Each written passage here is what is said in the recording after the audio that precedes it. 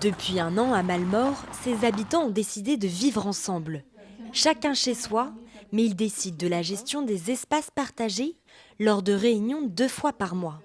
Parmi eux, les chambres d'amis, les zones de rangement ou encore les buanderies. Des choix pensés pour mutualiser, partager et renforcer la solidarité. Si on arrive dans les buanderies, il y en a une à chaque étage.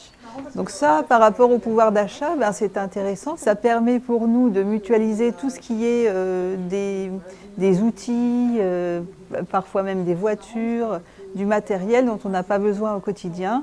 La cohabitation est intergénérationnelle, des tout petits jusqu'aux plus de 80 ans. Et pour beaucoup, ce choix repose avant tout sur la solidarité. Comme Francine, elle avait déjà imaginé d'autres habitats partagés, sans jamais pouvoir les concrétiser. Toutes les tensions sociales qu'il peut y avoir, même si je ne dis pas c'était mieux avant. J'ai connu un petit avant, pas il y a très longtemps, mais j'ai connu un petit avant. C'était pas forcément mieux à tous les points de vue.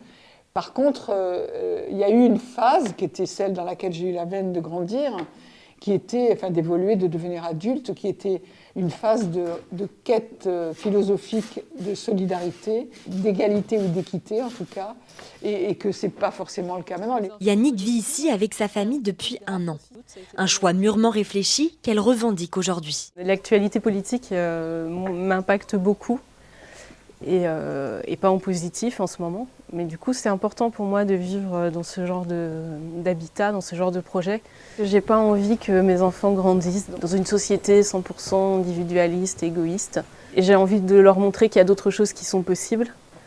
Et pas que mes enfants, en fait, aussi nos proches, notre famille, nos amis. Les Pipistrelles espèrent désormais essaimer et inspirer d'autres initiatives ailleurs en France pour remettre au centre une idée simple mais essentielle, apprendre à vivre ensemble.